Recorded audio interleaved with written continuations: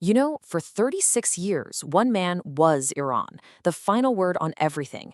We're talking about the Middle East's longest-serving head of state, an absolute ruler who totally shaped a nation. But here's the thing.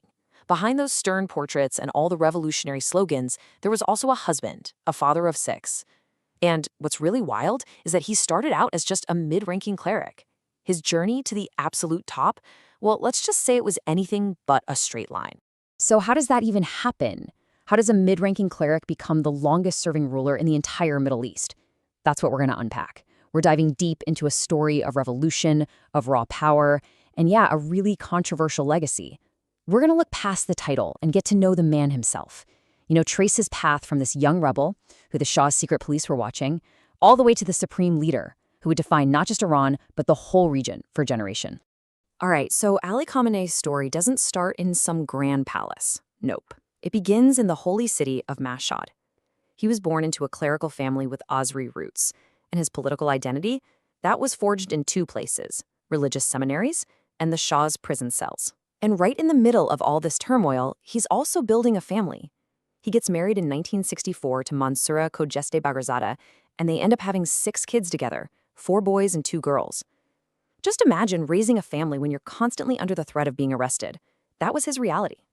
So, from day one, really, he was a die-hard follower of Ayatollah Khamenei. And we're not just talking about a student-teacher thing. This was a deep ideological connection. And his revolutionary cred? Oh, it was the real deal. It wasn't earned in a classroom. It was earned through years of underground work, giving these fiery anti-government sermons that got him arrested 6 different times. So when the Shah is finally kicked out in '79, Khamenei is already a trusted insider. He's on the Revolutionary Council, he's Deputy Minister of Defense, and then, boom, by 1981, he's elected president, right as Iran is being plunged into this absolutely brutal 8-year war with Iraq. And then, just a few months into his presidency, he comes inches from death.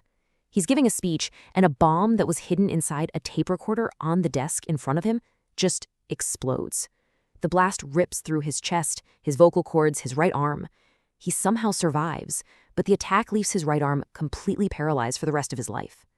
It was this permanent physical reminder of just how violent and chaotic those early years of the Islamic Republic were.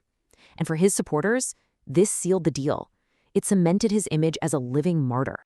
Okay, fast forward to 1989. Ayatollah Khomeini dies, and suddenly Iran is facing this huge leadership crisis. A massive power vacuum opens up, and they have to find a new supreme leader. And let me tell you, by pretty much every measure, religious, political, you name it, the person they ended up choosing, Ali Khamenei, was not the obvious choice. Not by a long shot. And this is where it gets really interesting. Just look at the gap here. Khomeini was the guy, the charismatic founder, a grand Ayatollah with almost unquestionable authority. Khamenei? He was seen as a good administrator, sure, but he was just a mid-ranking cleric. In fact, the Constitution at the time literally required the supreme leader to be a marja, a top-tier religious scholar. So what did they do? Well, they just changed the Constitution. In a hurry. It was a political move, pushed by powerful guys like Rafsanjani, who basically thought Khamenei would be someone they could control.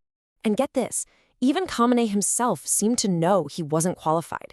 When he was selected, he told the assembly, "My nomination should make us all cry tears of blood." I mean, wow. It sounds like a man who is completely aware that he's not up to the task. To a lot of the insiders, he was just supposed to be a placeholder, a temporary fix to keep things stable. But, as we're about to see, history had other plans. So the big question is, how on earth did this temporary leader, this guy who lacked Khamenei's charisma and religious clout, build a system that kept him in power for more than 30 years? Not just in power, but as one of the most powerful, untouchable figures on the planet. Well, he did it with a masterclass in consolidating military, economic, and political control. And one of his most powerful tools was money. A lot of money. Look at this number. $95 billion. That's the estimated value of something called Sadat, which is basically a massive financial empire that Khamenei personally controlled. A huge Reuters investigation found that it was built by seizing property from, well, anyone, religious minorities, political opponents, even just regular Iranians. This fortune, which was completely off the books, meant he never had to ask Parliament for a dime. He could fund his loyalists, his security forces, whatever he wanted, with zero oversight. And his long rule was definitely not peaceful. It was marked by this constant cycle of protest and crackdown. It was like a repeating pattern. You had the student protests in '99, the massive Green Movement in 2009 after that disputed election, the bloody November riots in 2019, and of course, the huge woman life freedom protests in 2022 after Mahsa Amini died. And every single time, the response was the same: a brutal, often deadly state crackdown that left thousands dead or in prison. This right here gets to the absolute core paradox of his entire reign. I mean, look at this. He issues a religious ruling, a fatwa, against nuclear weapons. But at the same time, he's overseeing a nuclear program that brought Iran right to the edge of having one. He'd give speeches praising science and progress, while his government was throwing intellectuals and artists in jail. He'd talk about Islamic justice, while his security forces were crushing dissent with brute force. This huge gap between the public image he projected and the reality of his rule is just crucial to understanding the man.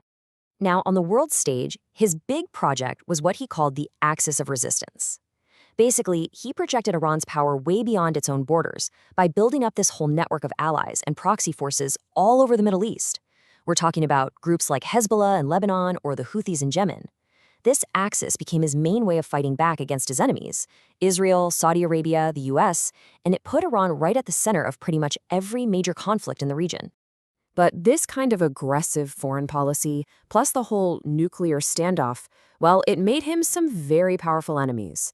And after a series of conflicts that just kept spiraling out of control through 2025, things finally reached a boiling point. The end that his enemies had been threatening for years was no longer a threat. It was about to happen. And then it happened. February 28th, 2026. In the middle of this massive wave of US and Israeli airstrikes, a missile hits his compound in Tehran. And just like that, the man who ruled Iran for a generation was gone. The news came out in this really chaotic way. First, a leak from an Israeli official, then a blunt social media post from the American president. It was only after that Iranian state TV finally cut its programming to make the official announcement to a totally stunned nation. The official response from the state was instant: 40 days of national mourning. State TV was filled with images of supporters crying in the streets, this very public, choreographed grief. But that was only half the story. Away from those cameras, there were reports of fireworks, of celebratory gunfire, of people literally dancing in the streets in Tehran and other cities. It was the stark, powerful reminder of just how deeply divided Iran had become under his rule. And that leaves us with this one final, huge question. For decades, Khamenei built a system that was designed to do one thing: protect him. He put his loyalists everywhere, in every position of power, from the military to the courts. But was that system actually built to last? Or was it just a fragile house of cards built around one man? Now that he's gone, the future of the Islamic Republic, the question of who comes next, and honestly, the stability of the entire Middle East, it's all up in the air.